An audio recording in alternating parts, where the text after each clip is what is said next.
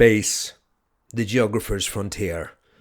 These are the episodes of Coffee and Geography, its ongoing mission to explore exotic new locations, to seek out inspiring people and innovative ideas, to boldly go where no podcast has gone before.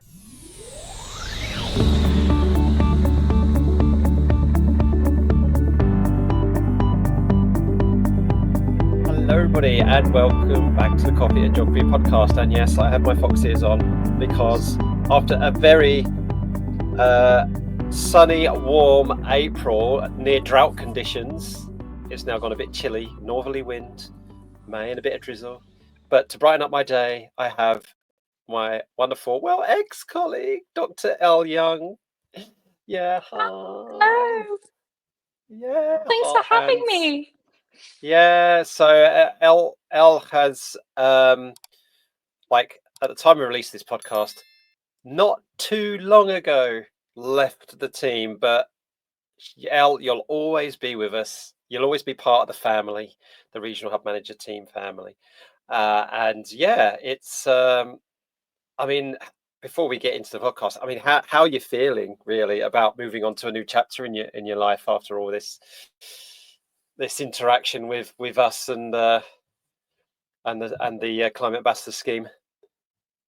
Yeah, well, I feel like it's just a mixture of emotions, really. Like I'm feeling excited, like this is something that I thought would be the next step at some point, but I didn't realize it would come around so quickly. Like I would like to go into lecturing in the future, so this is a great kind of stepping stone. It's a postdoctoral associate role, doing research with young people. So that's really exciting, but it's so bittersweet. Like on the other side, I'm really gutted to have left. And there's the climate ambassador, regional hub manager team, as well as the wider team, is such an amazing group of people. Everyone's so enthusiastic. Everyone is so willing to help each other. And just so friendly, even from the start of the project when I arrived back last year. It's just so welcoming. So I'm gutted to have left climate ambassadors, but I shall remain the best climate ambassador, the climate ambassador of climate ambassadors in the Northeast. So I'm still here with you in spirit, but yes, you certainly will be. And in me, and I know that I speak on behalf of all the other regional hub managers, you know, that we don't want you to become a stranger, and you know, you've become as much of a friend as you have a colleague. So you know, and we've only met in person maybe half a dozen times, if that, and it's always been like we've known each other for years, to be honest. So you know, you're not going to be a stranger. And then if I'm ever in the Northeast or you're ever down here in the East, make sure you let us know. Yes, that's the thing. Definitely. So after all of the emotional sentiment stuff over, folks, you know, finally we'll introduce Dr. Elle Young. So and I know you put here, you're not trying to toot your own horn for this, but you know what? I'm going to toot the horn because you deserve to have the horn tooted. Okay, that sounded weird. Right. So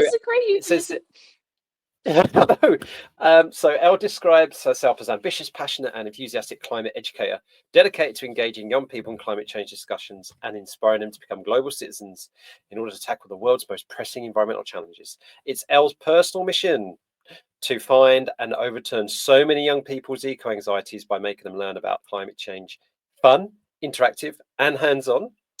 And Elle, as you've already alluded to, you're a driven academic researcher who is strangely both extroverted and introverted, conscientious. I can relate to that, but I could definitely relate to this. Who is quite self-critical and has huge imposter syndrome. So yes, I can definitely relate to those. So, imposter syndrome. That's something that has come up quite a fair few bit in previous podcast chats with other people, really.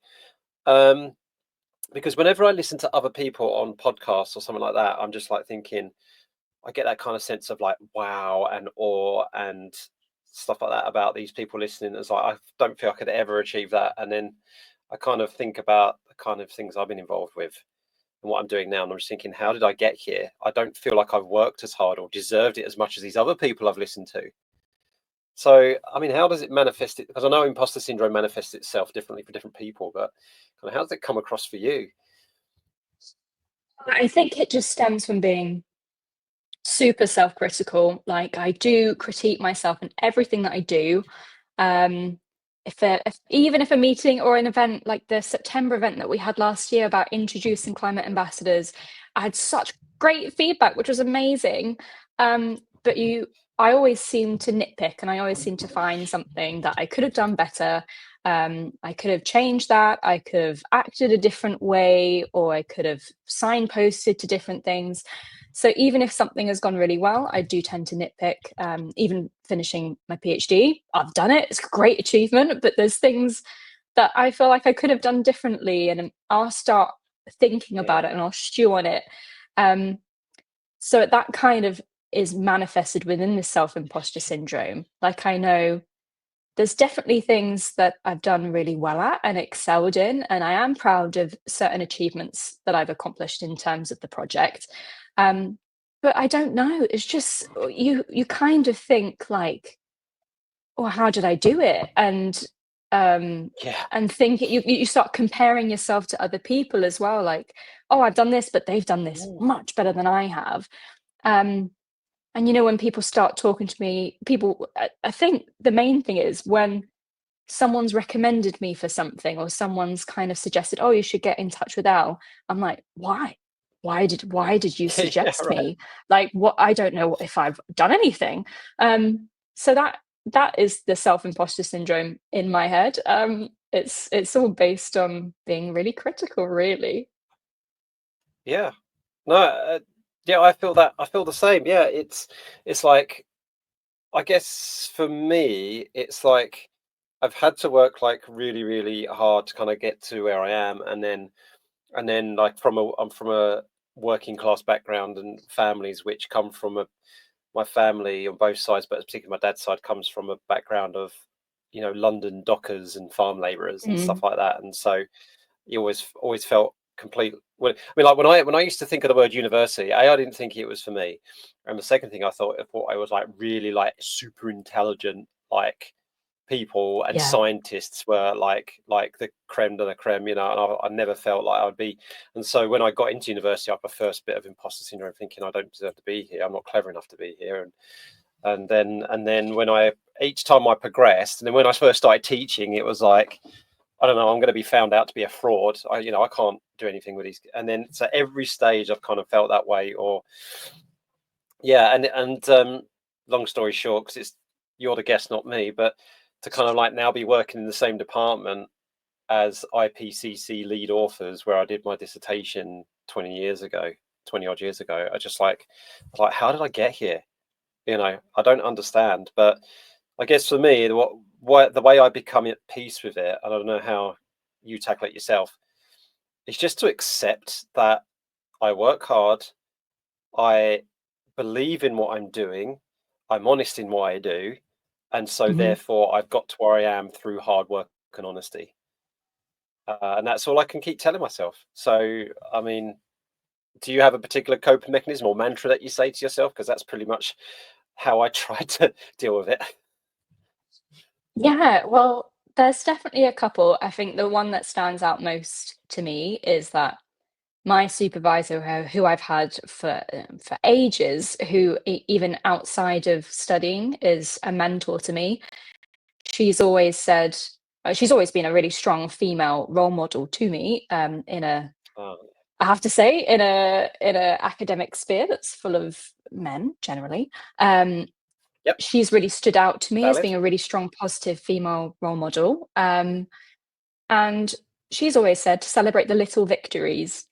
And that's something that's really stuck with me across all of these years, is to, you might be especially doing project managing, or writing a dissertational thesis and doing everything else on the side, as well as part-time employment. You just need to sit down and be like, this is what I've accomplished.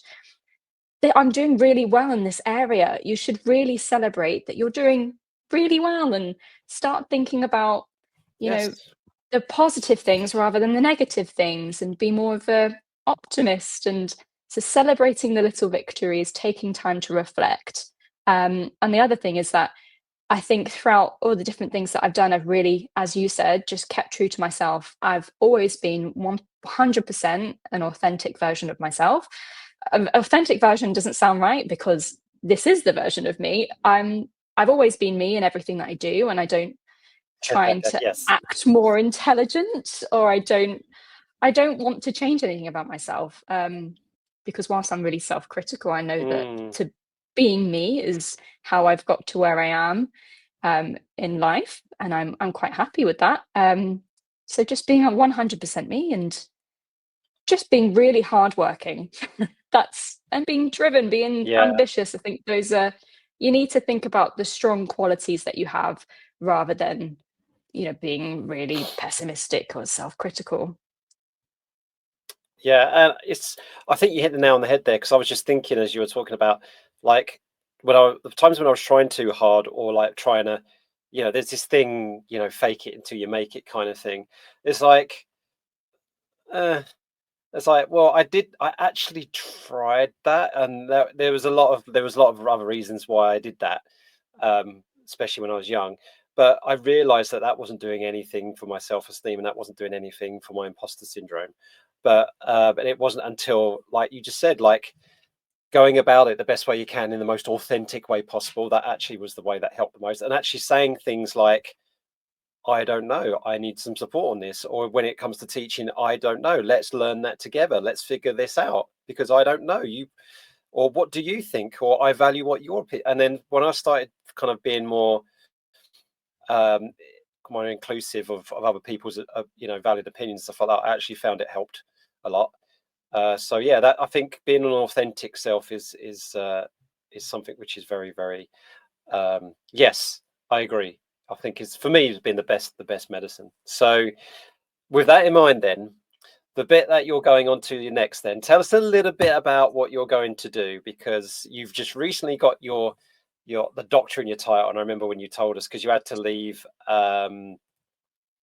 slightly early, didn't you, from the we was all in Keele University, I think, because then you had to go Yes. and graduate, and now you got your doctor behind you, in front of your name, which is great. Woo! So tell us a little bit about this study that you're moving on to then, and then we'll get cracking on the geography side of things. Yes. So, I mean, speaking of geography, it's at Durham University, and it's in the School of Education, but it is based on geography. So it's all based on geography. It's a mixture of geography, sociology, education, and it would be working with different education stakeholders, young people, local authorities, local councils, to kind of, and the DfE, to evaluate what works in place-based interventions that try and improve young people's social mobilities.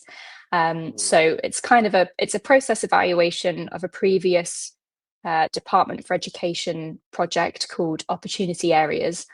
So that happened before COVID.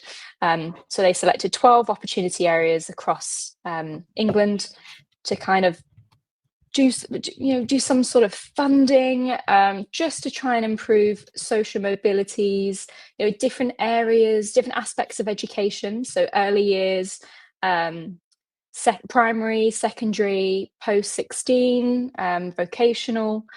So it's really doing a process evaluation of not only what worked and what didn't, but what made it work in certain areas. So some areas really excelled, but some areas may have fallen further behind. But is that dependent on the type of support that they got? You might have, so let's say Blackpool, Bradford. I'm kind of picking them out of thin air, haven't really gone into it, but let's say Blackpool had something about early years, but Bradford had something about post 16. What worked and what didn't, and why didn't it work, and why did it work? So it's a really in-depth evaluation of that, and I'm really excited to be working with different geographers, educationalists from Durham, but also Bath and Bristol universities, and again the DfE. We've been working a lot with the DfE, but in different areas. So it should be a really interesting project, and I'll be leading the qualitative research on that. Yeah. And this is opportunity areas are something I know quite a lot about here in the east of England, because we've got a few, we've got Norwich, we've got Ipswich, we've got Cambridge, kind of like some parts of Cambridgeshire, not Cambridge itself, but and yeah, it's really, really interesting as a kind of like, like a social monitoring, social leveling up kind of thing, as the Conservative government called it, or the previous Conservative government. And yeah, so I've just showed it on the screen, folks. But I mean, it's not exciting reading in itself, but it is very interesting if you're into this sort of thing. And actually, the reports that they made on this, actually, they put a lot of effort into these kind of things. So I'm just like on the screen here, I've just got the PDF of the Norwich opportunity areas. So the priorities, for example, so each of them had a set of priorities. So, and they might have been slightly different according to what the needs of the area were, but they were very, very similar. So, for example, Norwich's 4 priorities were to improve early speech, language, listening, communicate skills, raise attainment through targeted evidence-based continuous professional development, support children at risk from exclusion in school, and give young people the information and support they need to successfully move between school, university, college, and work. And actually, and this is something that our colleague Emma Baines from Keele University this was the job that we used to do before we became Climate Ambassador Regional Hub Managers, was to work with the Uni Connect scheme from Office for Students, which had a lot of things coming out of the opportunity areas in that. So that's really, really fantastic. And I think from a geography point of view, if you've got like sociology, geography, politics, citizenship, all that kind of stuff. So maybe at A level, if you've got a young person studying all those things at A level, folks, this might be actually something that's worth them looking into. Especially on the government website, there's actually the criteria there. It says right at the bottom, what's the criteria, for selecting these opportunity areas. So yeah, it's really exciting. So are you going to be doing any on location visits? Because it does say Norwich. It does say Norwich, Elle, or Ipswich. It's just as close. I'll be dropping in if you'll have me. Absolutely. So let's stick with the geography then, and have a look at where you're based and whatnot. So we've got here, you're currently in Newcastle. So will you and your fiance be moving, or are you sticking around where you're living right now? Or we're sticking around. Sorry, that's my dog. We're sticking around. That's all right. Keep going. Do you mind if I hashtag coffee jog dogs? We'll be back right after this commercial break. There's 3 dogs in this house, and if one of them goes off, then the rest of them do. So even though you're now going to be working at the University of Durham, we know that doesn't mean much nowadays because of remote working and stuff. But so you're still going to keep yourself up there, you and your fiance, in the northeast in and around Newcastle? Yes. So it's quite close. I can get there by train, by car. But we've just got this connection to Newcastle. I honestly don't think we'll ever leave. We love that city so much. We can't really see ourselves living elsewhere. I've never been to this part of the Tyneside or anything like that, which is, it's a big multi geographer here, and I've forgotten the word. Conurbation. That's it. It's a big conurbation urban area where you've got all of these settlements which have been taken over by Sunderland and Newcastle. So the question I always like to ask people, Angel of the North, look, they're one of the most famous landscapes. So one of the questions I like to ask guests on this podcast is your sense of geographical identity. So you're in Newcastle now, but with regards to your identity, how much of it is informed by the northeast and Tyneside? How much of it is informed from other places that you've been to in your life? Do you come from somewhere else in the world, in the country, and you've taken some of that part of that identity with you? What's formulated Elle of today in terms of geographical identity? I love talking about identity. I have no idea why, but I do love talking about it. So I'm from the southeast. I'm from Kent, originally, but my dad and all of my dad's side is from Newcastle. So I feel like it all stems from, summer holidays or in the half terms. We never really used to go abroad on what you might call standard summer holidays. It would always be a couple of weeks in a cottage in Northumberland. So that would be every single year without fail.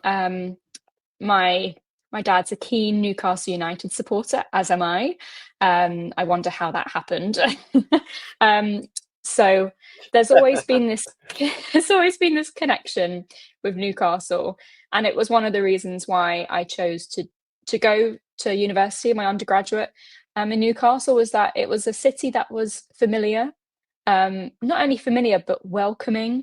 Everyone here is absolutely amazing. I've always felt so happy in Newcastle. There's just this aura about the city, this presence. I don't know how to describe it. It's just so everyone is in it together. Like, you can especially kind of feel it from when Newcastle United won the Carabao Cup. It's just the passion of the city and everyone supporting Newcastle United and just loving the city that they're in. I do love Kent and I do love Maidstone, where I'm from, but I've never really felt that connection to Maidstone. Like, it's a great town. I'm from there. I'd always be proud to be from Maidstone, but I've always felt this connection to Newcastle. And I think that's shaped who I am today. Again, I can't really see myself living elsewhere. It's just, that's my identity. Just Newcastle, and Northumberland and the coast. I love the coast. I recently just got engaged at the coast, so I just absolutely love it. Everyone is so friendly. The scenery is amazing. When you look at that, the bridges, the quayside, the structure of the buildings, like thinking about it from a geographical sense and being a geographer, look at that. Like, it's just lush, and I think it's just formed me as a person. Yeah, it's it's really, really interesting. I mean, a lot of people, they're seeing all these pictures, and like some people can mistake some of this for London as like, what is that, Nelson's Column? No, it's not Nelson's Column. Or the Monument? No, it's not the Monument. Is that the Thames? No, it's the Tyne. Yeah. It's, obviously I'm just going through these pictures, folks, and we can see a lot of railway bridges because there's a lot of, there's a lot of history with industry up in the northeast. Sunderland is just down the road and it's got massive industry there. The Nissan plant is probably the most famous in terms of there, but then you've got that's nice. Look at that. Oh, that's that one day of the there, year right when it's the sunny. So yeah, and then you've got the arch, the arch and the bridge. Has that got a specific name? That is the Millennium Bridge. So that moves when the boats come in. It's nice. So that's a few of them move. So you've got that one, you've got the Tyne Bridge, the Swing Bridge as well. I still don't understand why there are so many bridges. It's about 6 or 7. I still don't really understand, but you have to get over the Tyne somehow. So, quick question for you, right? Why are folks? You may not know the answer, anything more than anecdotally, but you might have through your dad's family, you might know. So, why is it that folks in that part of England are called Geordies, and why, and what is it? Just because you've got, like, in Liverpool, you got the Scousers, you've got the Mancs in Manchester, and you've etc etc etc. So, but what is it about this part of the world where they need a collective term, Geordies? I have absolutely no idea. I have no idea why they're called Geordies. And you have to be quite careful of who you call a Geordie, because I thought a Geordie is just kind of Newcastle, the surrounding areas, even Northumberland, even the coast. but to be a Geordie, it's from a specific area of Newcastle. So it's a bit like Cockney I in London, then. Yes, and I've absolutely got no idea why they're called Geordies, but they're a proud group. So, so I've just gone to Geordie, folks, in on Wikipedia, and the picture that comes up for those of you who know who they are is Ant and Dec. So if you don't know who they are, folks, they are a very famous celebrity duo, best friends, both Geordies. And they are like, you just type Geordie in this, their face comes up. So, okay, so Geordie, it says here, sometimes known in linguistic as Tyneside English or Newcastle English, is a dialect and accent spoken in the Tyneside area of northeast England. It developed as a variety of the old Northumbrian dialect and has become especially connected with the city of Newcastle upon Tyne. Geordie is also a nickname of a resident of the same region, though there are different definitions to what constitutes a Geordie. So that's what you just said. And not everyone from the North East identifies as such. Yeah, so furthermore, a Geordie can mean a supporter of the football club Newcastle United. A Geordie schooner glass was traditionally used to serve Newcastle brown ale. Okay, and it's primarily associated with people of working class background. Yes. Oh, get this. Tell this to your dad and his family, right? A 2008 newspaper survey found the Geordie accent to be perceived as the most attractive in England among the British public. Wow. I mean, I love the Geordie accent. You can always distinguish when somebody's from Newcastle or up north in general by the Geordie accent. Yeah, and I wonder if so. Apparently, we can play Ant McPartlin. Let's see if we can hear this. And the duty of care that they have on Britain's Got Talent for the contestants is very high. There's somebody constantly there for them. And this is Dec. In our final series of Biker Grove, the storyline was we formed a band and we made a record. Then we get ripped off by a promoter, and that was the end of the storyline, and we leave the show. My God, I forgot about Biker Grove. God, that takes me back now. So I've just finished. It's basically, you know, you just finished watching it. Oh, no, I've just started Biker Grove, but I've just finished the Ant and Dec's autobiography where they talk. I've been listening to it. It's great, and it's just really nice hearing the Geordie accent. Well, there you go, folks. So that's the Geordie accent. Right. I don't want to play too much of Ant and Dec on this podcast because I don't want to infringe copyright. So that was from their Wikipedia entry for Geordie. Right. Let's move on now to talk a bit more about SHOP, and that's the Climate Ambassadors scheme, and when your role as a regional hub manager. So. So describe to us very, very briefly kind of like the geographical area of the northeast. So obviously it contains Newcastle and Sunderland, and it goes quite far north, right up to the border of Scotland. But so how far does it extend north, south and west? I think the northeast is quite a tricky one. It's massive and it covers so many different areas. And some of it overlaps, I have to say, with the northwest. Like I'm not sure where the outline of the region stops and starts with the northwest and the northeast. So it can go all the way over, right out into the sticks of Northumberland. I don't even know where it stops. Down past Allendale onwards. So you've got up to Scotland, so you've got Berwick, you've got Northumberland, such a massive area. Northumberland kind of covers everything to the north of Newcastle, really. You've got North Tyneside, South Tyneside, you've got kind of Sunderland, South Shields, South Tyneside. You've got Teesside, so around about Middlesbrough, Redcar and Cleveland. You've obviously got Durham, you've got central Newcastle, you've got loads of different places, and everything's very spread out as well, especially around Northumberland. But it's quite tricky to distinguish it as well with the Yorkshire and Humber. So where does the region stop when it gets down towards Teesside, down towards Stockton on Tees? It covers a large stretch of area, and I don't think the region has a large population really, because it's so spread out. You've got massive amount of countryside, coastal areas. Yeah, you can keep driving, there'll be nobody there for ages, and then you've got really densely populated cities like Sunderland and Newcastle. So it's a massive region. It's a big region. It's a very big region, yeah. So and I know it gets quite sparsely populated. Like when you get towards the Scottish borders and you get up to Berwick. I mean, I remember there was once I took the train along the east coast. It was beautiful.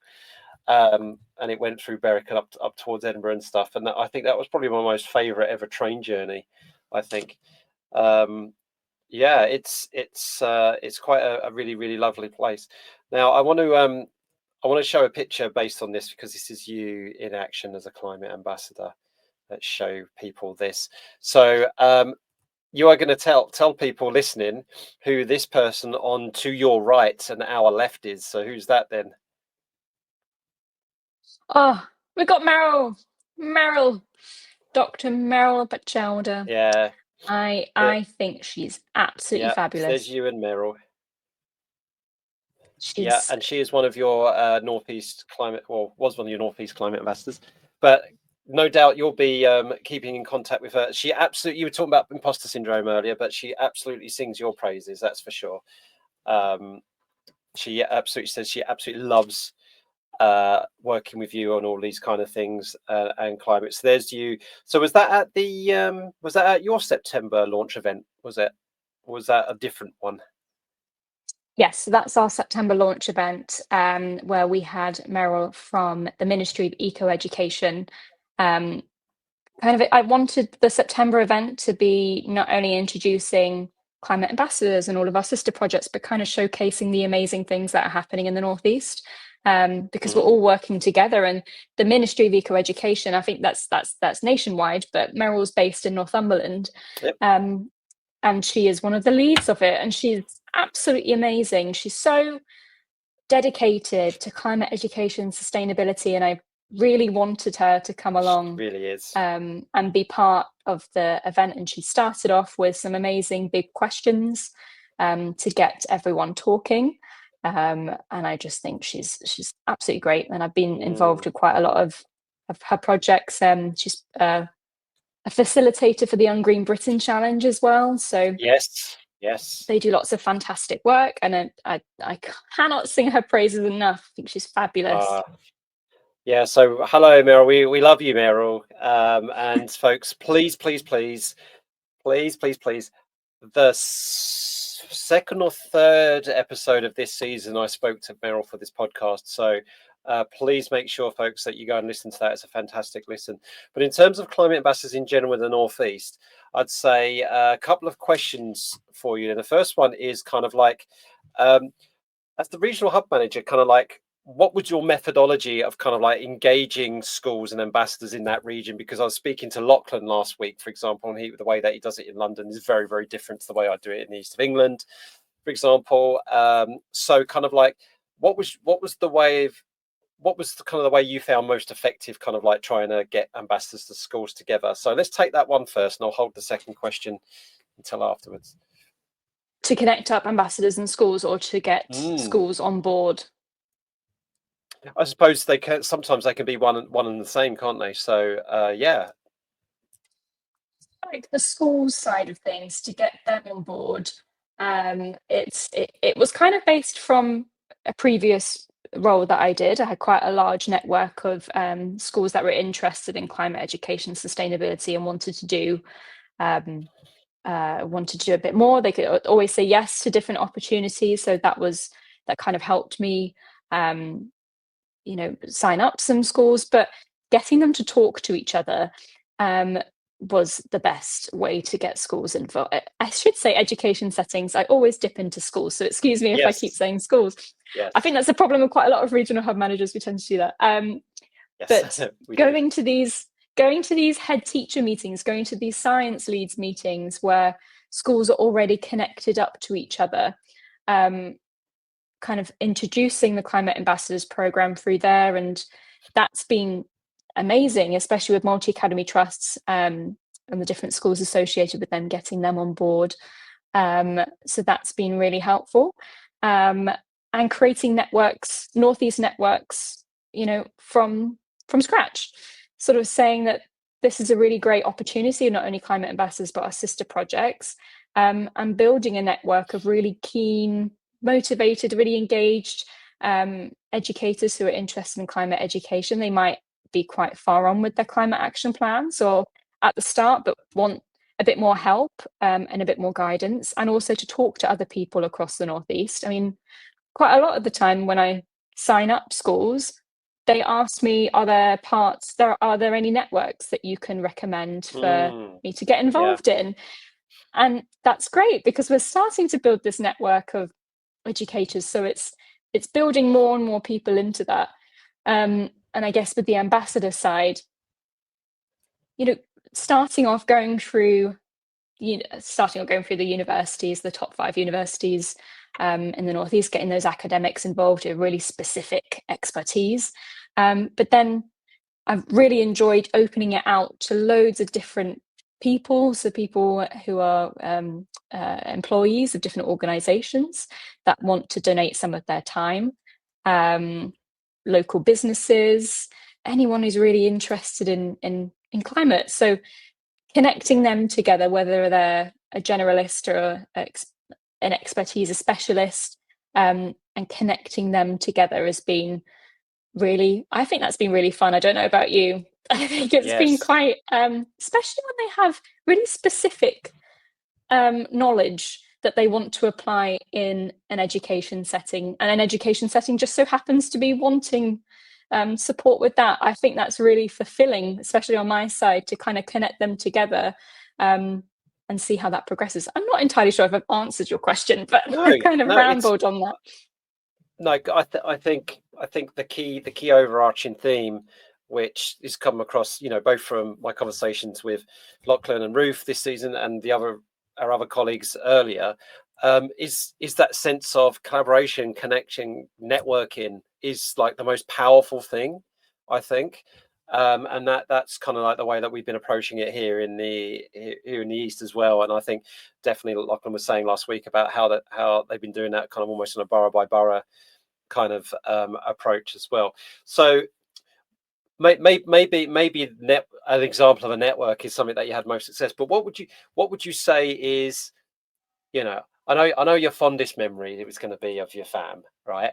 But in terms of engagements with schools, or supporting an ambassador and engaging with schools, what can you give us an example of the thing where maybe when you reflect back to your time as a regional hub manager, you're going to go, I think that moment or that thing that I did in the Northeast or that I supported and saw an ambassador do, whatever it is, that was special. That was impactful. That was I'm really, really proud what we as an ambassador team achieved there. Is there anything in particular that comes to mind? The 2 standout ones, I feel like the first one was definitely, I've said this before, but that September event was incredible, if I do say so myself. But it was just great seeing everyone, the different schools across the Northeast, not only in Newcastle, but you had people from like 2 or 3 hours away travel to this event to network with each other, collaborate, see what's working in terms of climate action plans and what learning from other people. And it's yes, it was so well attended. I'm so happy that so many people came along to not only get kickstarted, get some guidance, but also meet other people, meet these organizations that are doing incredible things, our sister projects. It just lots of feedback towards the end was that it was just so uplifting. The atmosphere in that room, I mean, that room had no windows. Like I was quite surprised that so many people stayed to the end. But it was our room had no windows either. It's just like, well, there's no sunlight. But so many people stayed to the end and they said it's an incredible atmosphere. Everyone wants to do really big positive things in terms of climate education. And that was what I will always remember is kickstarting climate ambassadors in the Northeast for me. I know there weren't climate ambassadors there really. I mean, some people that were representing the different organizations, let's say like Merrill, and we had people from JAB Consulting, we had people from Durham University. The ambassadors were working on these tables with the different educators and different senior leadership teams to start doing these, like, call it speed dating climate action plan activities, where they could start learning a bit more about what to do with decarbonisation, trying to address, like, when you think of decarbonisation and risk and adaptation, sometimes you're like, whoa, like, how am I going to get started with that? I need some guidance on this. And it kind of just kick-started it in a fun way, like with decarbonisation. In the top left, we had an ambassador from Durham come in and do this chocolate bar activity with milk, and they had to suck the milk through this chocolate bar, and it was deciding whether it was a permeable or non-permeable or impermeable. I'm not entirely sure if that's, I should be a geographer. That sort of activity. It doesn't really need to be a proper activity to put in your climate action plan, but just starting to learn a bit more about the terminologies and what's associated with it. And you've got Meryl on the right hand side doing a dice activity about climate education and how you can weave climate into the different subjects and different activities to do with young people, I think. And the bottom ones, I think the bottom left here, we've got the JAB Consulting guys who are doing risk and adaptation, drainage. They've got a wave machine, and they were doing some really fantastic stuff about flood defences as well. And I mean, the right hand side, it would be, I think that was the ITV weather presenter, but you have the fantastic people from nature parks doing their habitat mapping activities. So that was a great event. It was a superb event, and it really kick-started that journey. And I have to say the second one, I think I've worked very closely with student climate ambassadors, and I don't want to say they're overlooked, because they're not, but they're giving some really valuable one-off or I mean, some of them are one-off activities, but some of them kind of stick around with climate ambassadors through their studies.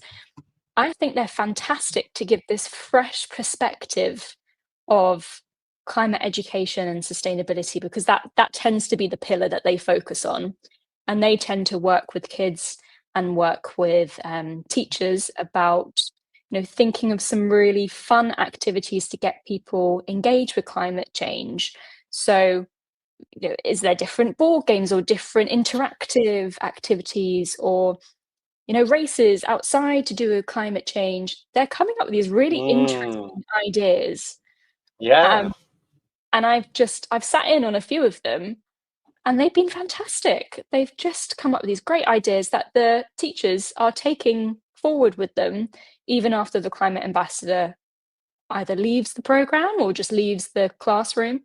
And you can really see the legacy of some of the student climate ambassadors. And I think that's a really standout one for me. Oh, yeah.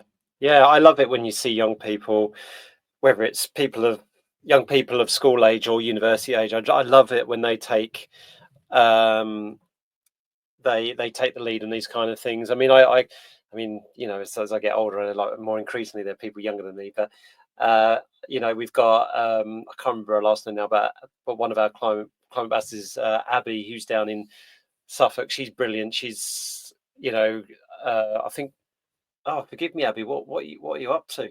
But like some kind of like early career kind of stage at the moment, and she's doing some amazing things with her partner and going into schools and stuff like that. So yeah, it's nice to see kind of the younger generation really like. Well, I feel like we're kind of like empowering them to say, like, our generation, the generations above us, are the ones who have dealt you a really poor hand. So we're now going to empower you and support you and do everything we can to kind of like make the change. And it's so very refreshing to see. Yeah, so I don't usually do shout outs early. I usually do shout outs right at the end. So with the exception of maybe the other regional hub managers and with Meryl. So before we do my last segment, is there anybody with regards to climate ambassadors you want to give a hi or a shout out to? Oh, yes, definitely. I worked with this, so obviously Meryl and her husband, Yes. Rich. Rich. But we've got some great academics at the university and different universities as well. But Isabel. So Isabel was one of our master's students who did my master's in international development. And they had, as part of their placement within the education school, they had to, as part of their, I should say, as part of their course, they had to do a placement. And quite a lot of people choose to go to international areas to work in schools. But I met Isabel quite early on to talk about climate ambassadors. And she expressed such interest in becoming a climate ambassador and wanting to work in local schools, especially in schools that are in low-income areas across Newcastle. And she wanted to apply what she knew about climate change, especially in terms of, she's from Ecuador, and she wanted to talk to the young people about not only Ecuador, but climate change in Ecuador and linking it all together so everyone has a part to play in tackling climate change, not only in Newcastle, but for the wildlife and the young people and the infrastructure that's in Ecuador. She came up with some amazing activities that I'd like to use in the future in different resources or pass on to different climate ambassadors. And I thought she was really inspiring, and again, strong female role model. And yes. I want the kids the young people, I should say, to see a positive role model, a climate ambassador, and then in the future they could become a climate ambassador and kind of keep that legacy of talking about climate change and keeping that going. So that's a shout out that I have. That's so great. Oh, well, thank you, Isabel, for all the work that you're doing through the Climate Ambassador scheme. That's absolutely amazing. And what a lovely shout out. Right, we're going to do, there's two more things we need to do. First thing is you're going to be spilling the beans, Elle, because there's lots of things we could choose from. The fact that you like sewing, experimenting with fabrics, embroidery, dyeing, making clothes, seasonal table color, that kind of stuff. Obviously, bridesmaid dresses, that kind of stuff. But you said, I have to mention that my obsession for the Real Housewives franchise, which I am addicted to. I know their names, their catchphrases, still love it. And after a long work day or week, I have nothing else but sitting down in a glass of your favourite tipple and having a look. So you know what we're going to do to spill the beans? We're going to play a quiz. Oh my goodness. Okay. Yes, we are. Right. So, and it has to be a geography quiz for Real Housewives. So, folks, let's start the coffee and geography quiz music. Right. Okay. So this is the challenge, right? You have got a limited amount of time. It definitely is because we're coming towards the end. Right. So this is the locations of TV shows in the Real Housewives franchise, including the Ultimate Girls Trip seasons. Right. So when I click start quiz, you're going to shout out as fast as I can type them, all the locations for each series and the specials. You ready? Yes. Right, off we go then. 2 minutes, crikey. Right, go. Potomac. Shut them out. Potomac. Right, yes, go. Beverly Hills. Beverly Hills. This is where I'm going to let you down. New York. New York. New York City. Washington. Oh no, DC. Oh, DC. Yeah, DC. Yeah. Atlanta. Atlanta. Oh, wow, you're doing really well here. Dubai. So we've got 5. Dubai. They did one in Dubai, did they? 2022. Yeah. Sydney. Crikey, they've been all over the place. Oh, nothing's coming up. Not a correct answer. Oh goodness. One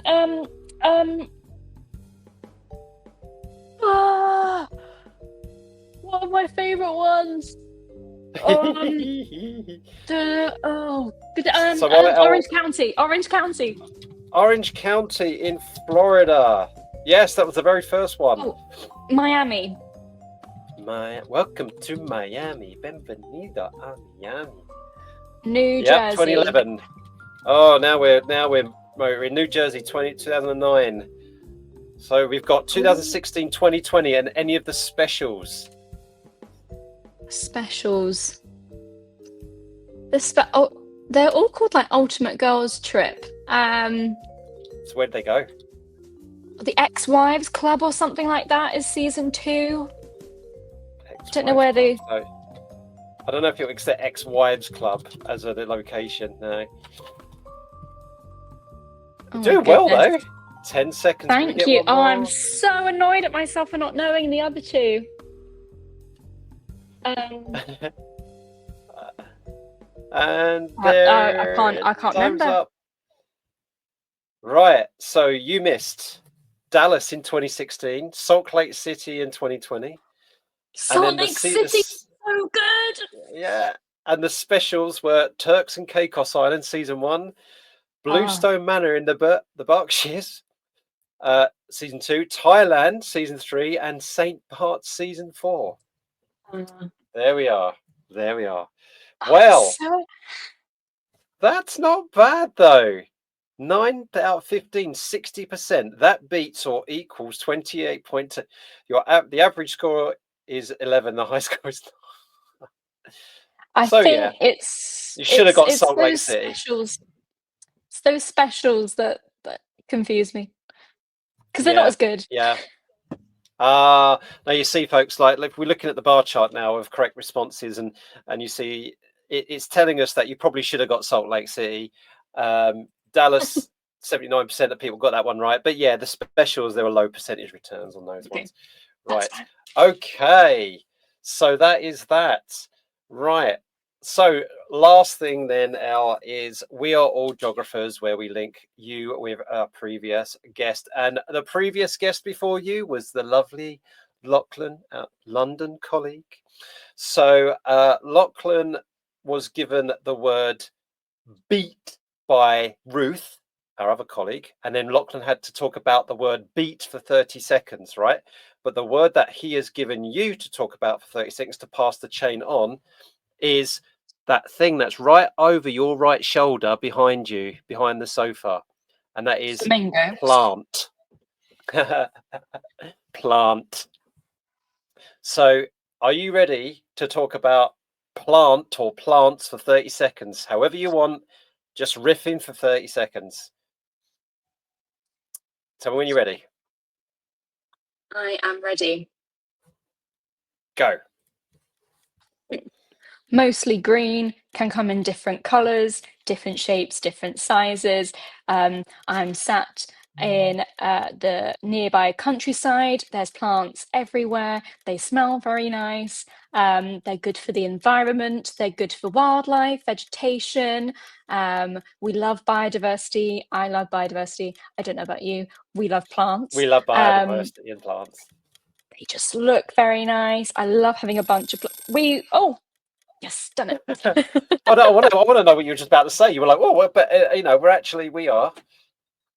On a dog walk yesterday, we picked up a bunch of wildflower kind of plants. Very nice stuff. We decorated this room.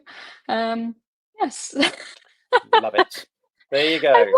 I want to know how Lachlan spoke about beat for 30 seconds. Oh well. Well, you'll have to listen to that bit. Listen to that one.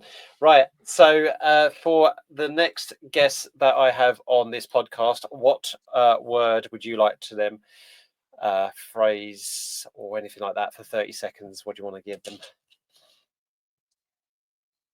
To give them spoken about empower. Let's do empowerment. Empowerment. That might be the first time we've had that word. I don't think we've had empowerment before. I'm looking through the No, I think that might be first. Empowerment, right? Excellent. So, for our next guest, folks, whoever that may be, we are going to use the word empowerment. Now, obviously, if people want to get hold of the Northeast Regional Hub team, I'll put a link in the description where you can go to the Climate Ambassadors website, get involved and contact us, and there it is. But it won't go through to Elle anymore. It will go, Stephen Blenkinsop might pick it up, because we've spoken to Stephen on this podcast before. He's one of the Regional Hub leads, but it will go to whoever's taken over from you. So how can folks touch base with you going forward then? So you've got a LinkedIn profile, but is there anywhere else people can find you? So Elle Young on LinkedIn, which is where I like to say I've waves of being active on LinkedIn and then waves of not using it for a while, but I do need to do that a bit better. I would say X, but we're not going to do that because I'm going to move on to Blue Sky very soon. So just disregard X. Yes. And yes, you can feel free to email the Climate Ambassadors Northeast Regional Hub collective mailbox as well.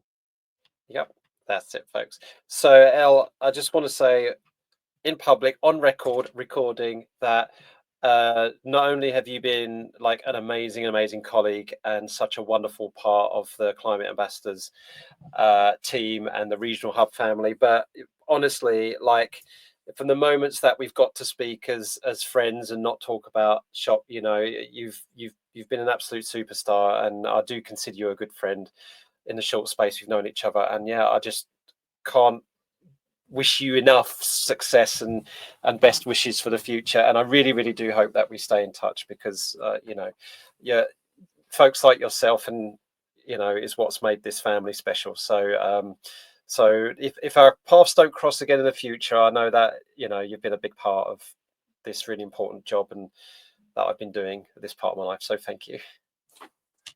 You too. I think you're absolutely amazing. You're just I speak to so many people and they suggest, oh, have you been in contact with Kit? And I'm like, I know Kit. Kit's amazing. Just a fantastic human being. And I'm just really happy to be on this podcast and to know you over the past year or so. And I will be in Ipswich. I will be in Norwich, hopefully. Yay. So we can, our paths will cross again. I need my Elle hug. As I said to Meryl, the best hugs, one of the best hugs. I think it's a tie between you and Nikki, actually. Oh, I'm going to have to more hugs in order to figure out which one. I think so. Oh. Right. Before I start crying, I'm going to end the recording. So thanks very much, Elle. Thank you. And that's a wrap for this episode of Coffee and Geography, folks. If you're itching to know more about the Climate Ambassadors' awesome work, visit www.climateambassadors.org. Don't forget to follow us on Blue Sky at geogramblings.com and use the CoffeeJogPod hashtag to stay in the loop. Submit your questions for our guests on LinkedIn or Blue Sky with hashtag JogQ over a brew.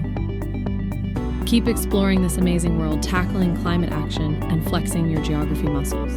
Stay curious, keep jogging, and keep making waves.